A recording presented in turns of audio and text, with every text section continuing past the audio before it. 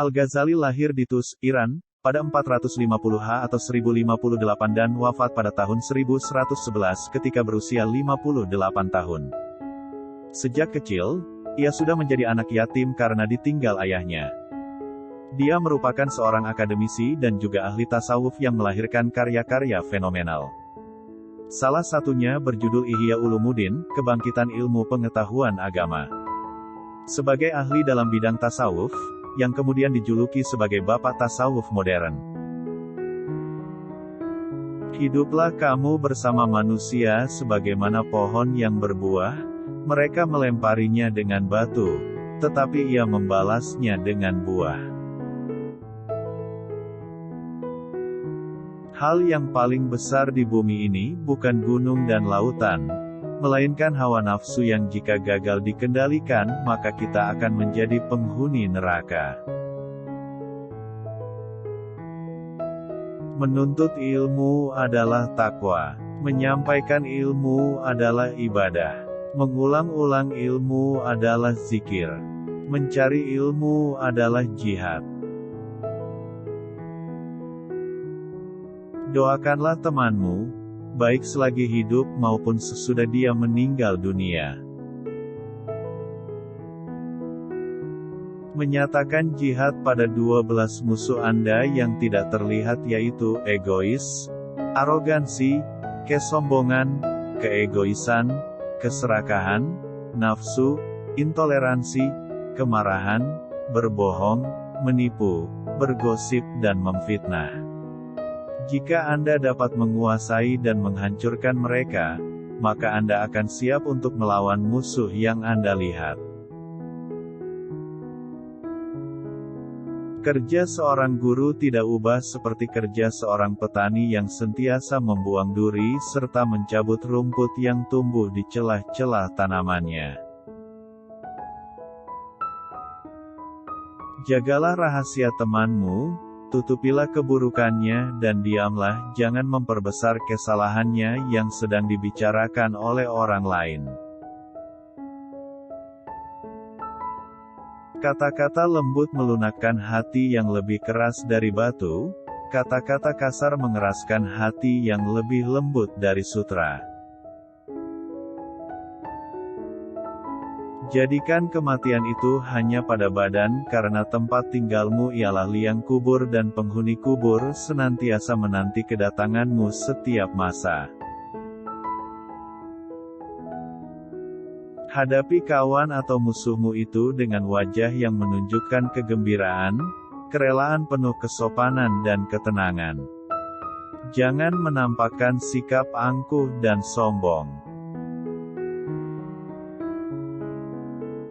Cinta adalah suatu kecenderungan terhadap sesuatu yang memberikan manfaat.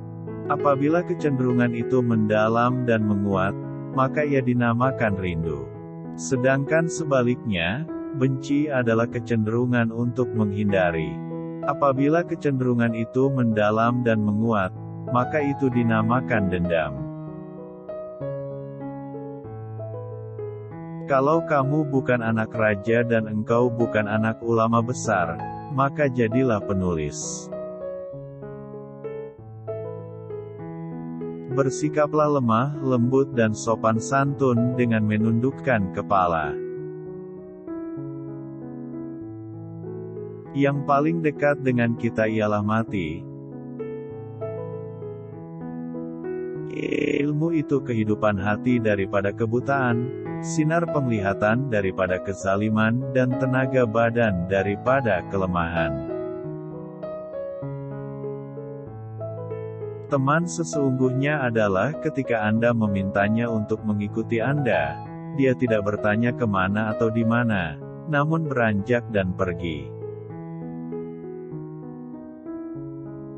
Apa yang ditakdirkan akan menjadi milik Anda meski jika itu di bawah 2 gunung. Dan yang bukan ditakdirkan untuk Anda tidak akan Anda dapat sekalipun hanya berada di antara kedua bibir Anda. Menggunakan kekuasaannya untuk mendapatkan pengetahuan akan membawanya ke jajaran malaikat. Sebaliknya, mengikuti keinginannya akan membawanya turun ke level binatang. Ibu segala akhlak ialah tempat kebijaksanaan, keberanian, kesucian diri, dan keadilan. Yang paling berat di dunia ini adalah memegang amanah. Jangan biarkan hati Anda mendapatkan kesenangan dengan pujian dari orang lain atau Anda akan sedih dengan kecaman mereka. Lidah sangat kecil dan ringan, tetapi dapat membawa Anda ke ketinggian terbesar dan dapat menempatkan Anda di kedalaman terendah. Kebahagiaan terletak pada kemenangan memerangi hawa nafsu dan menahan kehendak yang berlebih-lebihan. Tidak pernah saya berurusan dengan sesuatu yang lebih sulit daripada jiwa saya sendiri. Kadang-kadang membantu saya dan kadang-kadang menentang saya. Ketika saya melihat kembali kehidupan saya menyadari bahwa setiap kali saya pikir ditolak dari sesuatu yang baik. Pada saat itu, aku benar-benar sedang kembali diarahkan ke sesuatu yang lebih baik. Anda harus meyakinkan hati bahwa apapun yang Tuhan menetapkan adalah hal yang paling tepat dan paling bermanfaat bagi Anda.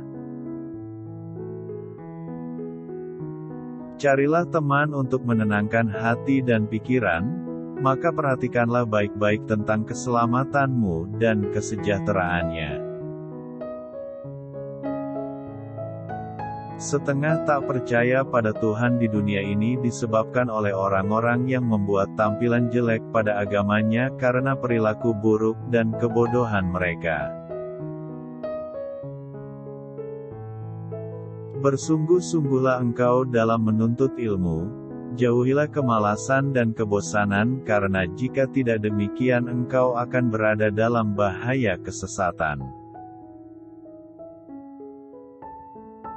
Lidah yang lepas dan hati yang tertutup dan penuh dengan kelalaian itu alamat kemalangan besar. Kita adalah makhluk yang suka menyalahkan dari luar, tidak menyadari bahwa masalah biasanya dari dalam. Saran itu mudah, yang sulit adalah menerimanya, karena itu pahit dalam rasa. Keinginan menjadikan budak dari raja-raja dan kesabaran menjadikan raja-raja dari budak.